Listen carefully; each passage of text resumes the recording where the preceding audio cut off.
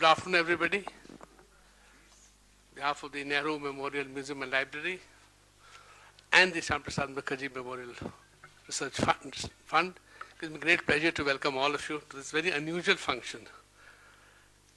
Madam Minister, my good friend Makarand, Anirban, Mr. Joy Bhattacharjee, friends.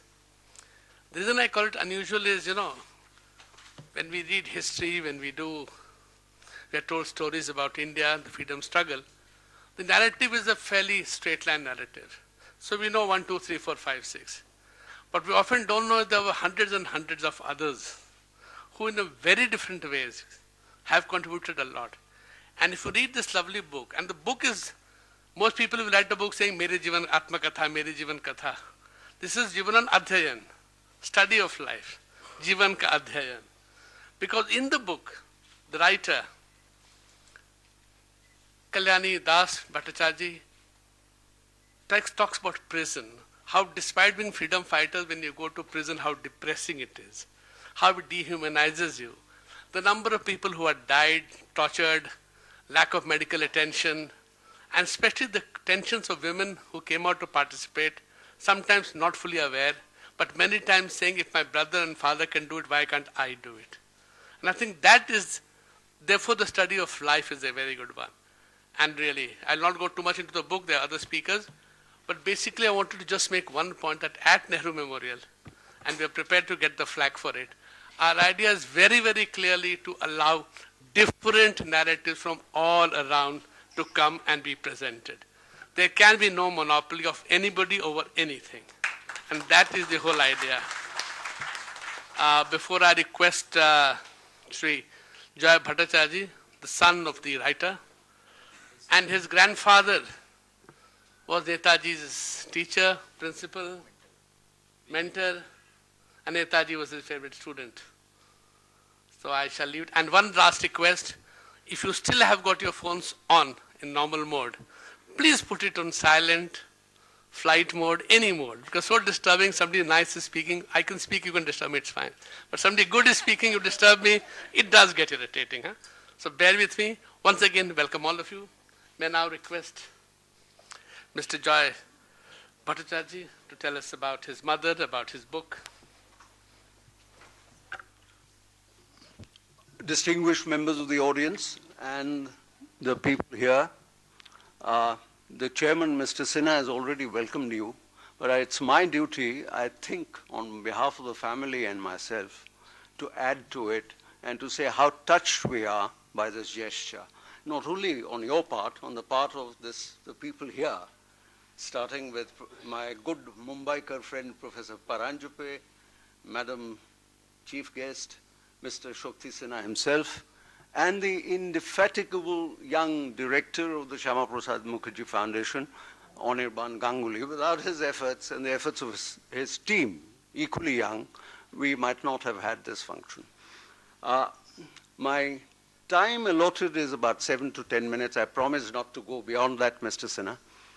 And the task given to me is to talk briefly about the book and the issues that the book poses, which Mr. Sinha has already given some of his thoughts. Let me come to the book. It was first published in 1952 in Bangla in the name of JEEBON, which, as Mr. Sinha says, in English means a study of life, same in Hindi. And in 1952 it was widely read. A lot of people read it. It was serialized in a Bangla journal called Mondira. In 1952, I didn't read it, I must confess. I read it much later. And the book disappeared in the passage of time, in the mists of history. And when I read it, much later in my college years in Calcutta, in 1962 or 1963, I must confess, without any, that I was traumatized. Traumatized because this overwhelmingly kind, compassionate, loving, tender person who was my mother, and what came out in the book of a determined, fearless, resolute, courageous fighter for freedom having taken on the British Raj, the mightiest empire in history in recent times. After the Greeks and the Romans and the Ottomans, this was probably the most. And I couldn't reconcile it. I was traumatized, but I got to grips with it. The point is, Mr. Sinha has touched upon it. The issues, two issues which the book raises, in my opinion, and they may well cover it. My Mumbaikar friend, Professor Paranjupe, may well cover it. The first issue is what prompted, motivated these group of youngsters. They were youngsters. My mother was barely 20 or 21 when she started her work. My aunt was 21 when she shot at the governor of Bengal, Sir Stanley Jackson, in the Calcutta University convocation in 21. Khudiram Bose, who was executed, was just a week above 18. The Brits knew it. They knew that this man was above the legal age, and they executed him. So these were the people. Now, I have not come across any historical or sociological work which analyzes the motivating factors. Was it the Bengal partition? Was it later on the Jallianwala Bagh episode? Was it Sri Aurobindo's, or even, for example, Madame Kama's raising of the tricolor in Paris earlier, or Anandamot? No, these are not easy questions to answer. The ICHR, there are much more, JNU, many other places of great intellectual resources who can do reasonable work on this and tell the younger generation about what compelled these people to go out into the streets. Taking on the Raj was not an easy task. Forget about the lathi charges, forget about the sergeants going on their motorcycles and beating up people. This was before they imprisoned them. Even on the streets, the Raj took on the freedom fighters with its full might. People from Calcutta or Bengal who are here have heard of the notorious police commissioner of Calcutta called Charles Tegart, who was later Sir Charles Tegart, sent, after he finished with Bengal, sent to Palestine to take care of the Palestinian problem, and then knighted at that stage. People who knew of that, people who knew of the interrogation cells in the IB and SB headquarters in a street in Calcutta, very sardonically named as Elysium Row, later became Lord Sinha Road. People who knew about them. My mother's book contains some of it. She was not a historian. She was certainly not a social scientist. She was a philosopher by training, a professor with Radhakrishnan and others. But what she recounts in the book, the first 8 chapters, and what traumatized me, was the sheer brutality of the Raj. They went out all guns firing. No mercies asked, none given. And this was in the jails. The next issue which the book poses is how did independent India treat these people after 47? As a touchy subject.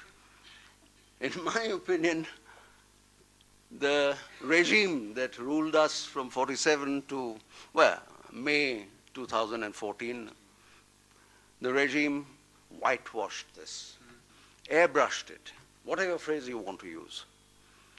People like Khudiram Bose, people like Surya Sen, they don't exist in the collective psyche of the younger generation. They're just not present. It's a bit like the Nazi and the Soviet systems. You know, one May Day parade, your photograph is there. Next May Day parade, your photograph's gone off. So the regime did that. So we have had 70 years of rather selective history taught to our school children and to our college and university folks.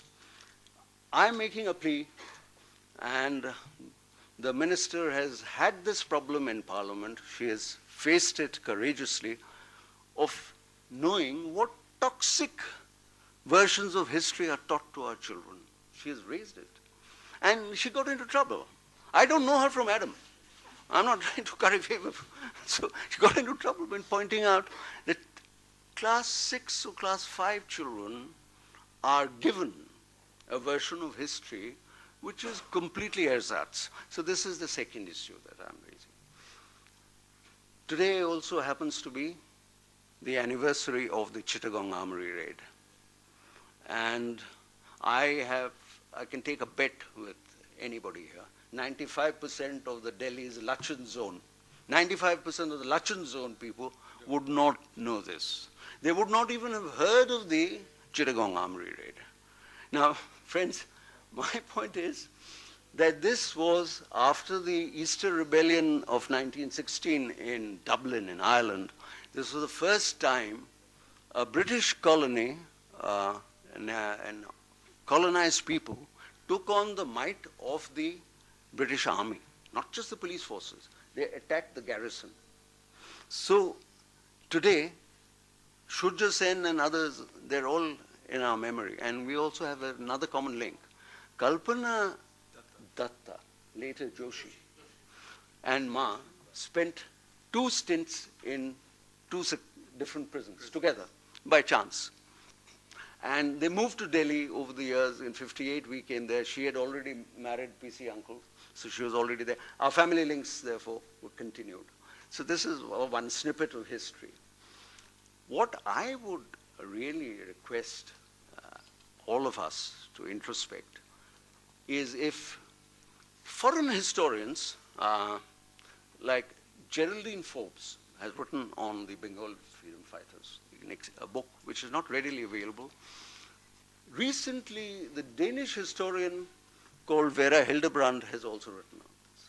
So what we can, I'm pleading with you, is that let this be the next task. I'll end with 2 thoughts, ma'am. If you permit me, I won't end.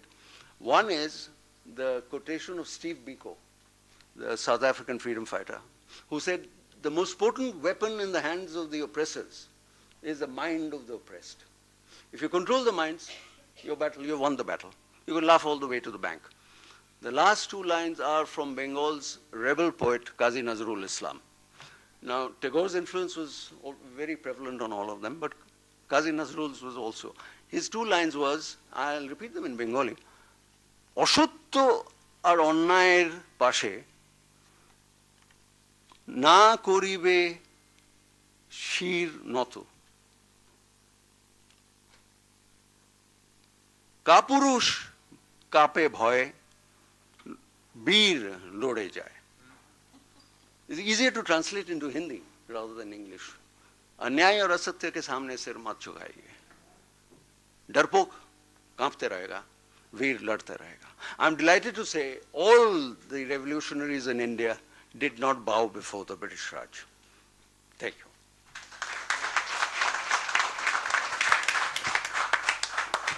Thank you. And now for the release of the book.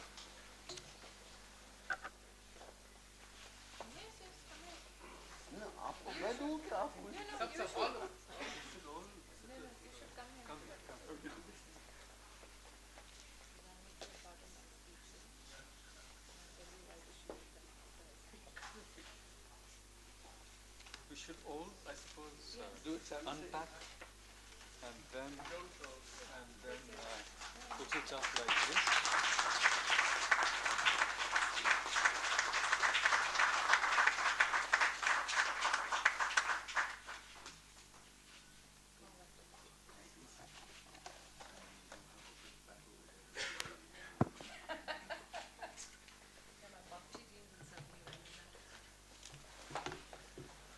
Now request Professor Makarand Paranjpe, who has many interesting things to say. Makarand, over to you.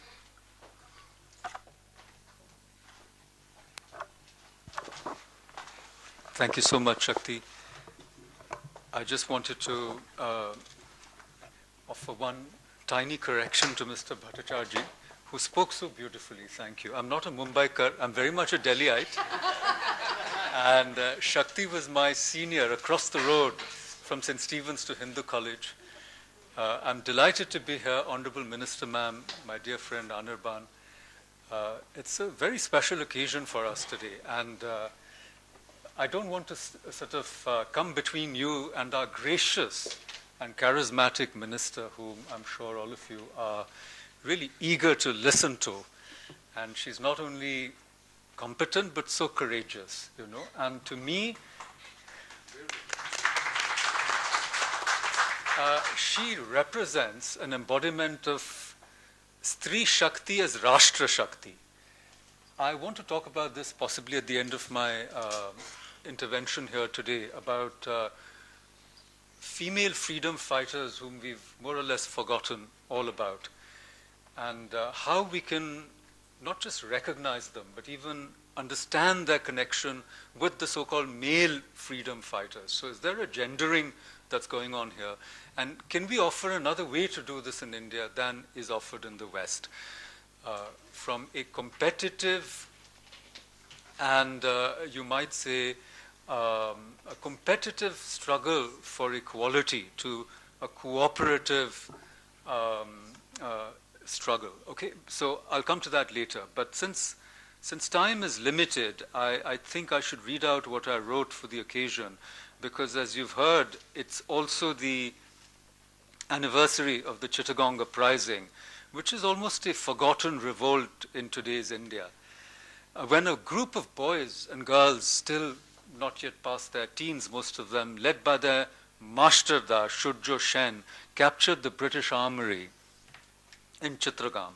This remarkable anti-imperial revolt remains relatively little known, if not quite forgotten, as Jayada said, even though 2 feature films have been made on it.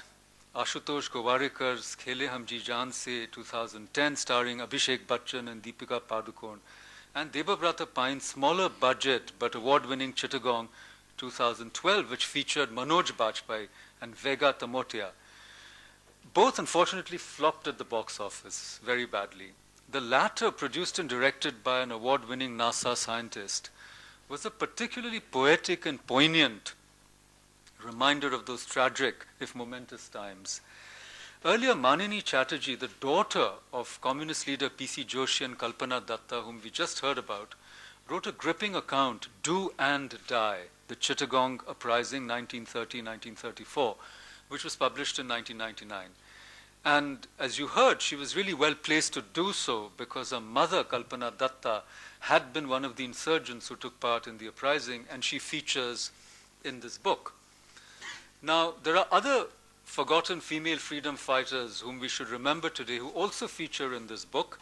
They include not just Beena and Kalyani Das, the sisters who are in this, but Shanti Ghosh, Suniti Chowdhury, Preeti Lata Vadedar, all of whom belong to the Chhatri Sangha, an organization of famed female revolutionaries, many of whom studied in the Bethune College.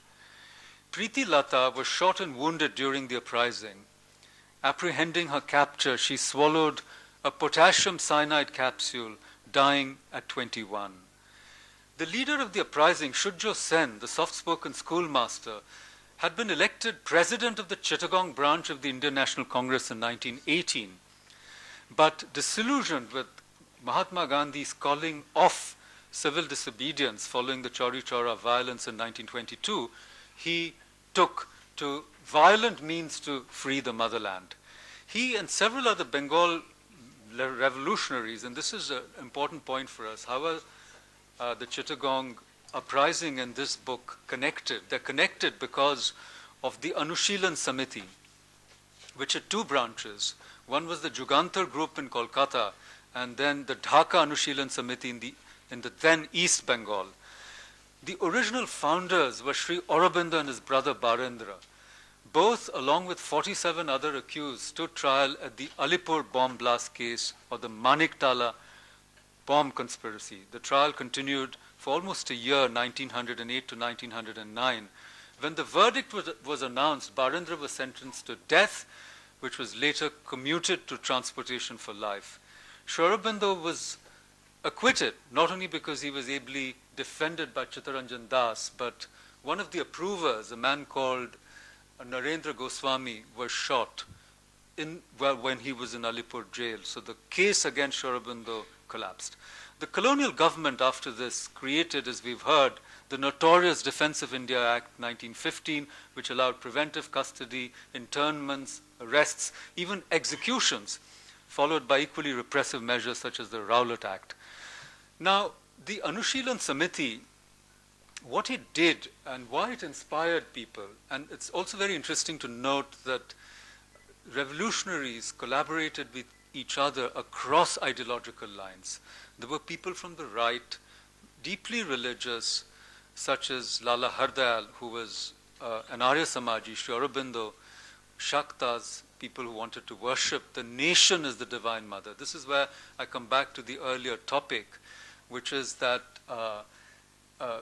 Rashtra Shakti for them, for Sri Aurobindo, had to be awakened because the nation was not a clod of earth. You know, she was a vibrant force. The word Shakti goes back to Shakya. I shouldn't be saying it. It's impertinent to speak of Shakti in front of Shakti Sinha.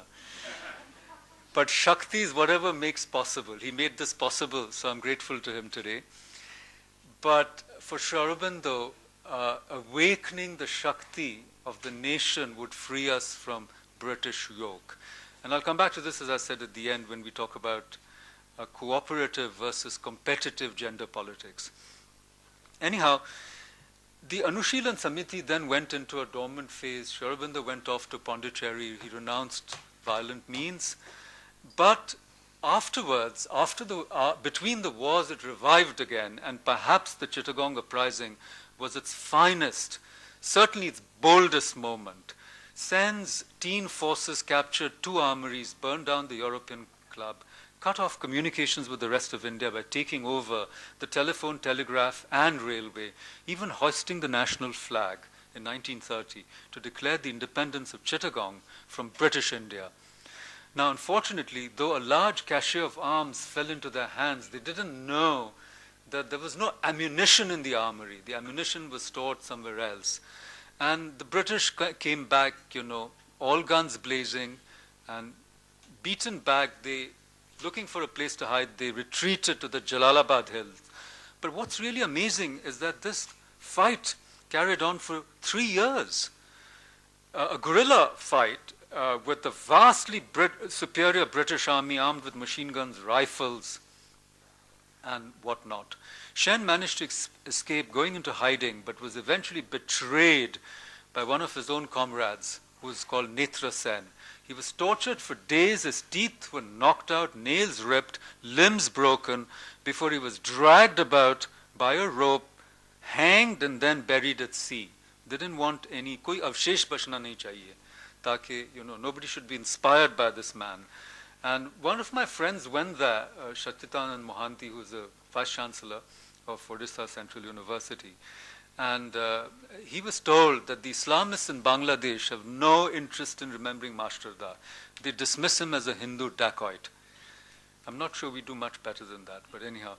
We may not consider it preordained, but the Chittagong uprising coincided with another revolutionary episode, the historic Salt March to Dandi undertaken by Gandhi from 12th March to 6th April 1930. These were 2 sides of the same coin, the non-violent struggle led by the Mahatma and the desperately brave, if unsuccessful, sporadic acts of armed ferocity by the revolutionaries. This dialectic has to be accepted if we are to rewrite or write more informed and accurate histories, as Joyda just told us, that we shouldn't allow the erasure of this other side of the dialectic to continue. In fact, the armed approach to overthrow the Raj culminated in Subhash Chandra Bose's spectacular assault on the Eastern Front, which he planned to follow by the victorious march of the Indian National Army from Kohima to Delhi. Alas, that was not to be. Instead of a grand march, there was a gloomy retreat, ending in Netaji's death in a plane crash. But like the latter, still the subject of many incredible legends, the whole history of India's revolutionary movement is marked by grandiose, now please pardon me, I'm going to say something a little critical here, and ye हमारे ज़हन से जाता नहीं है, क्या करें? Academics, we always try to present things in a more critical light. But I think that the revolutionary movement is marked by grandiose myths and half-truths. Because we are sympathetic to their cause and glorify their sacrifice, we tend to overlook the harsh facts. What happened is that though brave, most of the revolutionaries were badly organized and often misinformed. They even missed their intended targets. They ended up killing and injuring the wrong people, sometimes even innocent people. The bottom line, there were no match for the British, who had such a vast intelligent network and had co-opted the Bhadralok, all the bourgeois comprador people. They also ended up executing their own as punishment for treachery. Was Godse's self-righteous, allegedly Savarkar-inspired assassination of Gandhi, the father of the nation, the culmination of this? Even so, this does not mean that we should neglect or erase the revolutionary contribution to our independent struggle as the earlier regimes tried. In his last letter, Mashtada exhorted us, quote, "Never forget the 18th of April 1930, the day of the Eastern Rebellion in Chittagong. Write in red letters in the core of your hearts the names of the patriots who have sacrificed their lives at the altar of India's freedom. Indeed, that is the least we owe to the memory of Shujjo Sen and his band of fearless fighters for India's freedom." I've spoken for 12 minutes and Anirban gave me 17. Should I just stop or should I say a couple more things and try and tie it up with the idea of women's contribution to our freedom movement, to our freedom struggle? And the only point I wanted to make is this is not a matter of measurement and saying, oh, itni mahilaएं थी or itne purush the. Because you see, our whole approach to gender is not a catch-up approach. It's not competitive. Because when the Devi had to be armed to fight the Asura, every god gave her a weapon. You see? So a woman is not to be compared to a man. Stri Shakti is uska maapdand. So you see, feminism. Everybody knows you're in trouble. I'm in trouble. I love it. I'm always in trouble. That's so. It's become second nature. Prakash's eyes went like.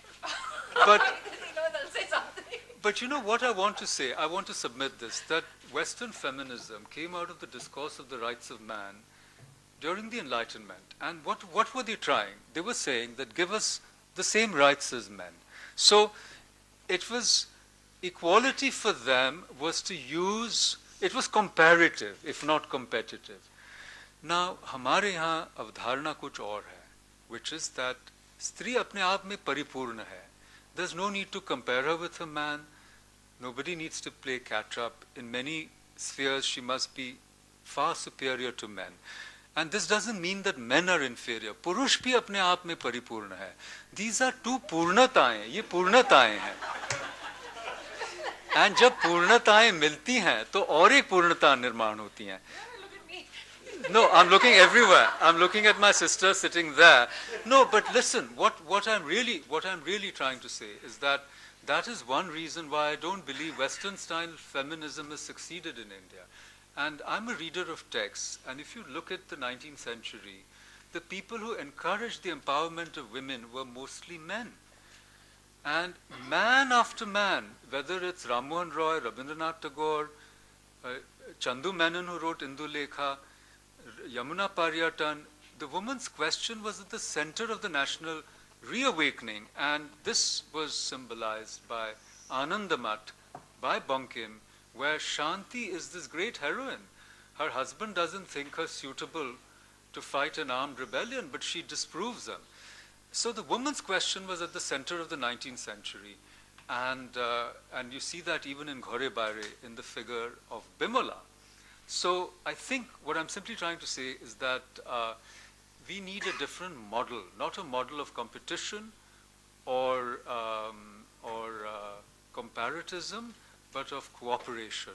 And I'm sure that instead of demonizing Indian men, as our media loves to do, we should invite cooperation so that for all just causes, including the empowerment of women, men can also play a role, even though from the back, they shouldn't be in the forefront. So finally, all I want to say is in the freedom struggle, women played such an important role, not only because Gandhi called them out in droves in South Africa and later in India, but in Anushilan Samiti, we saw how women fought and how strong they were.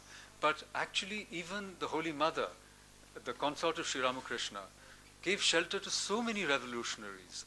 So the Shakti of the nation was awakened and did play its role in our freedom movement, even if the leaders who are better known were men.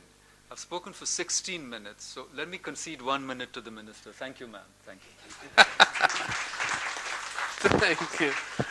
Thank you, Makaran. Now let me now request, great pleasure to request Honorable Minister Smriti ji to be her usual thought-provoking. I'm extremely pleased that I've been invited here today, especially by Anirban, because whenever he needs a troublemaker, he summons me. And I wear that badge with honor. I'm moved by what a son's recollection of his mother is. I told Mr. Bhattacharjee that when we reveal the book officially, you should be at the center stage. Because what I'm about to say possibly links more with cognitive behavior of children and society at large when it comes to contextualizing how women are seen, perceived socially, historically. When I walked in, I told Makarand, I said, you're in trouble because your article said, should we play gender politics with India's freedom struggle? Now, I recollect a very lovely story that I'd read about Swami Vivekananda. A bunch of men got together and went to Swamiji and said, we want to do something different. Swamiji said, what is it that you'd like to do? They said, we want to empower women. Swamiji looked at them and said, how? He said, that is what we all have to sit together, think, so that we can help empower women. Swamiji said, make sure that they have education. They will decide for themselves what is to be of them. You are nobody who believes that you will go and empower a woman. So when I hear a celebrated academician say, there are men who encourage the empowerment of women, possibly it's a reflection of how deep-seated and unknowing our bias is. When we talk about Shakti, we say, oh, she's endowed and given all these weapons so that she can fight. We presume that it is we who give her this weapon and thus honor her, that treating her as equal, so that now you're as empowered as men. We seek to even justify our bias by saying, this is not a fight between man and women. This is not a fight which says men are superior or women are superior. We are just trying to keep a balance. And you have to notice that most of those who make this statement are men. Now when I look at history, and I heard Mr. Bhattacharjee, I wondered what kept a mother from telling her son about her own struggle, about her own participation in the Indian freedom movement.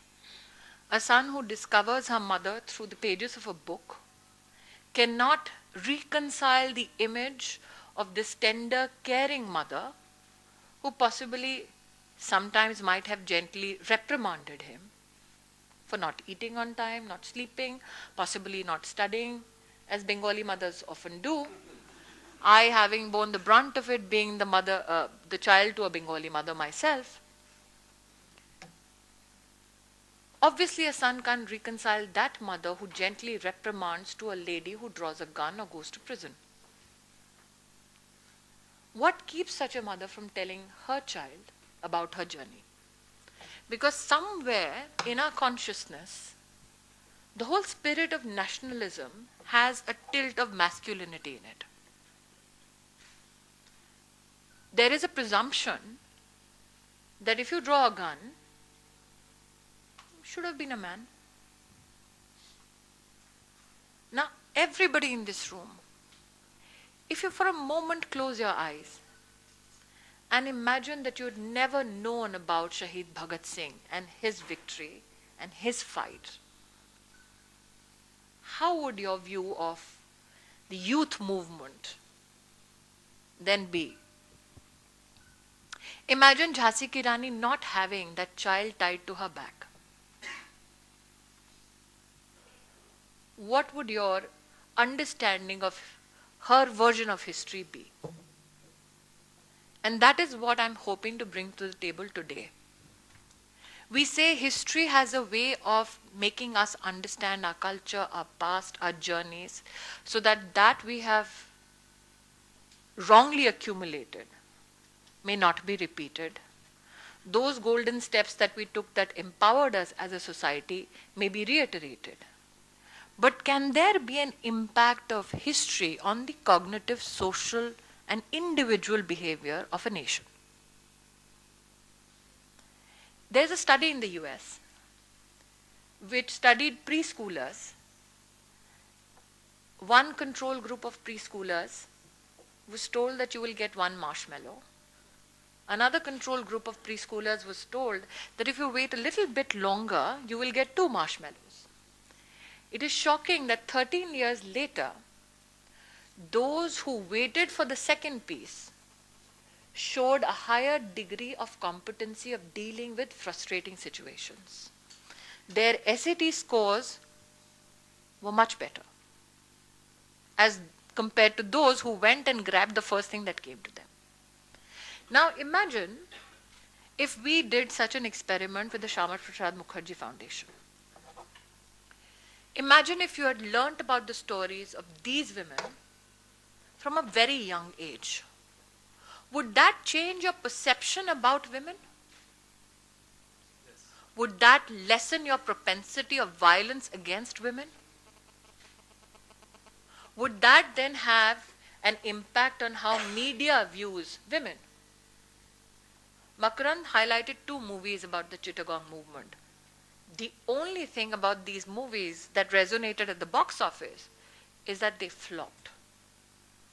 When you compare that movie with a movie on Bhagat Singh, what do the numbers tell you? As a child, you have always been told that when it comes to valor, patriotism, nationalism, Bhagat Singh is the icon. What if it was the same for the Das sisters? Would your consumption then, as you grow older, differ? Since you relate to that image, would you have a more propensity to tilt towards a version depicted on a big screen to something that conforms to your childhood memories? And my request today to Anirban and Shakti ji is this, that every time, as Mr. Bhattacharjee says, she bore the brunt for it. I did. But the reason why I bore the brunt for it was because when right wing has to put forth a point of view, everybody demands empirical evidence. Can we produce that empirical evidence? We can. If we look at organizational behavior, if we look at cognitive research, we can actually certify that when you keep the stories of such women out of the main discourse, it actually impacts how women are viewed. It actually impacts behavior not only of girls, but also boys. So when we talk about our educative reform, that is what I had hoped to seep in. I had started a series called Expression Series in CBSE, where those who are forgotten by time are reintroduced and children told that even if you want to Google about them, please do so, research, write in your own words what you thought of them. And one element that I had strategically enforced was an element about female scientists, freedom fighters. If we start looking at women from that context, can we serve our generations better, let's say 10 years, 20 years down the line? As Mr. Bhattacharjee said, much has been lost in 70 years. But now is the time, with empirical evidence, to course correct. let's have a third-party analysis, which is sociologically, psychologically proving what we are saying, because there is evidence in the world. And one of the greatest services we can do to society at large is by introducing these elements about women. While we celebrate the fact that it's Mother Earth, Mother India, let's recognize that there is still a struggle by a gentleman who cannot reconcile between a nurturing mother and a resolute freedom fighter. And that is the gap in terms of gender, in terms of social disposition that we need to address. No, I could not reconcile then. Then. I have Obviously. Now, but I don't know how old you were, sir, in the 70s. 14 or 15. Yes. So I could, for me, that was traumatic. Yes, but now Yes. you have come to an age in life where you have seen all the elements of life. What if there was a reconciliation at a younger age? Have we done such a analysis ever? Because once we do it, then we present empirical evidence to say that yes, there has been a tilt when it comes to representation of even female freedom fighters. That we do not have to endower, encourage, empower women. Women contextually, constitutionally are born blessed with the same legal rights as men. And in a country now which is committed to the Sustainable Development Goal number 5, which talks about gender equality, the best service you can do is to utilize our history to correct our future. So if there is a resolution that is to be made today, I think that should be one of the resolutions. Because even when it is about, I have a 15-year-old, what are the stories that I tell my children? How many of us tell the stories of female freedom fighters amongst our own families, in our own communities?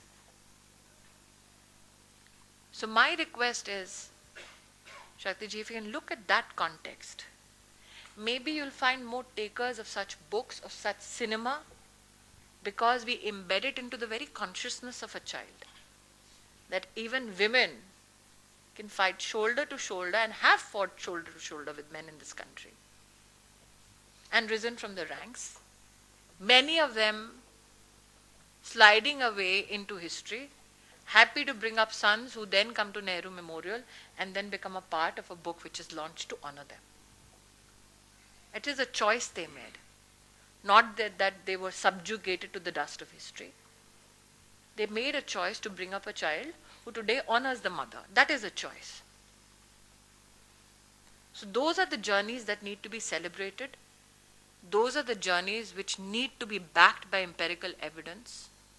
Even today, I think a lot of strength for me and people possibly like Makarand comes from the fact that we have a social media structure which does not seek to suppress every voice, no matter how unpalatable that voice is.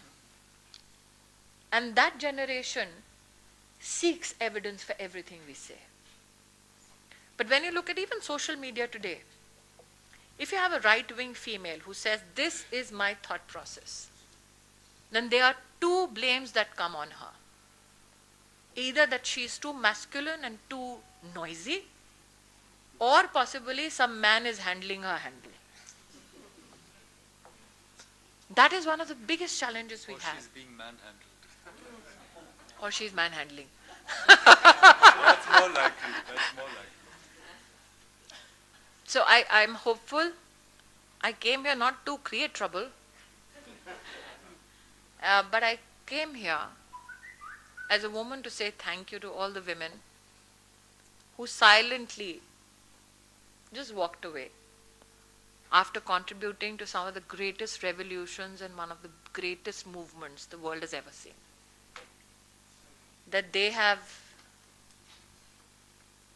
some by choice, some after being subjugated to humiliation, never sought a special place in history for themselves. But now is the time for us to correct all that has gone wrong Now is a time for us to reinforce a new approach to how women should be viewed in history and recognize that it has an impact not only of our understanding of our past, but also an impact on families and social behavior in the future. So I'm grateful that you called me and allowed me to share the dais.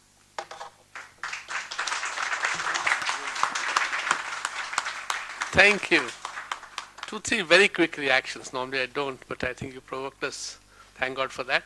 In the sense that reading this book, which I have, it's for private circulation only. I was telling Anirban here that Mr. Chatterjee, we should work on it to make it more readily accessible to people, producing it to a professional agency, and then because people should, because the second point which comes out from the book very clearly is any person, ordinary person, can be courageous, and that comes out very, very strongly. You don't have to be born courageous. You're not different when you're courageous. The hundreds of ordinary women she describes who have shown tremendous courage in jail, the mental torture, the playing of one against the other. You must read the book to see how manipulation is done, and how. And Mr. Bhattacharjee, I must say, your mother comes across in this book as courageous but very compassionate also. The element of compassion comes out so strongly in her. And again, there is no contradiction between being courageous and being compassionate. These are not polar opposites. They're actually on the same continuum. And yes, it's a good occasion today to remember Bhaga Jatin, Master Da, and so many others who have fallen in that sense by the wayside, having taken time not required. But could I now request Anirban, who was the one who came to me and I said, I know. I just, before proposing the formal vote of thanks, I just want to make a few observations. Kalyani Das and Dr. Shyama Prasad Mukherjee. In 1943, during the Bengal famine, Kalyani Das collaborated very closely with the Herculean famine relief work that Dr. Shyama Prasad Mukherjee had undertaken. So when I was trying to link as to why Dr. Shyama Prasad Mukherjee Research Foundation should undertake this effort, this was a golden link that I discovered. And we are extremely, really touched by this, to discover this. Second is remarkable sisters, Kalyani and Bina Das. Bina Das, Charles Taggart, who was the one who finally caught and killed Jatindranath Mukherjee. Charles Taggart, who was the notorious commissioner during the Alipur bomb trial. Charles Taggart, who was known as the torturer of Swadeshi young revolutionaries. Bina Das prevented Charles Taggart from undertaking a house search, asking him to stand outside till her father, Beni Madhav Das, came back. Obviously, the other interesting point that I discovered in Vera Hildebrand's book was that both the Das sisters and Sri Aurobindo's niece Lotika Ghosh were enlisted by Netaji for the Bengal Volunteers, the Women Corps of the Bengal Volunteers in 1928, and they proudly considered themselves to be the precursor of the Rani Jhansi regiment. So these are things really which, Lotika Ghosh used to be known as Colonel Lotika. And the amount of drilling, the amount of discipline that she instilled, one is obviously very familiar with the amount of disciplining that was done to us under her. So that was phenomenal, actually. So finally, I just want to end with 2 points, and that is, during this entire discussion, one could not but remember what Prime Minister Modi said 2 days ago in Bhubaneswar while honoring the freedom fighters of the Paika rebellion.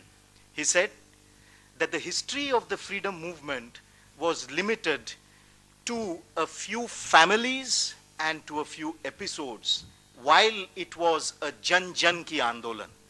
So I think histories such as these, rediscovery of these personalities, reinforce that categorical statement that Prime Minister made 2 days ago. And last but not the least, one is reminded of what he repeatedly says. Most of us here, obviously, have not had the opportunity to die for or give our lives for the freedom struggle, but we have had the opportunity and have the opportunity of living for India's freedom. I think examples of Kalyani Das and Bina Das actually reinforce in us that resolve to live for India's freedom. Can I just add a footnote to that after you're done? Yeah, I'm through. I just I'll give you the last word. You know, you're absolutely right. You see, while I was reading this book, I was thinking of Tukaram and how he said, we are like flies in a fig. Now, these insects in a fig don't know of a world outside the fig. See, we are in these air-conditioned rooms, we have such a good life, we enjoy freedom, पूरी आज़ादी है, देश को बर्बाद करने की भी आज़ादी है, अपने आप को बर्बाद करने की आज़ादी है. Absolutely. But look at how these people struggle, the physical, the emotional, the mental, the spiritual torture for the country that we've now got. If we can't die for it, as I said, let's at least appreciate what we've got and live for it. Yes, Thank you. yes. So, Madam Minister, our deep gratitude to you for having taken this time off today in spite of your annual mega event of your ministry that is going to be shortly held. We are deeply honored, delighted and grateful for your presence here. It has, I think, made all the difference. We'll do it. I will, absolutely. We'll, I think, work out a framework. The disciplining has started already. So, Professor Makarand Paranjape, I think in the last 1 year, we have succeeded in generating a narrative which has opened up a number of dimensions. And that was done in collaboration from last January when the battle for JNU was on. I don't want to make a political point. So thank you so much for being here and for making your observations.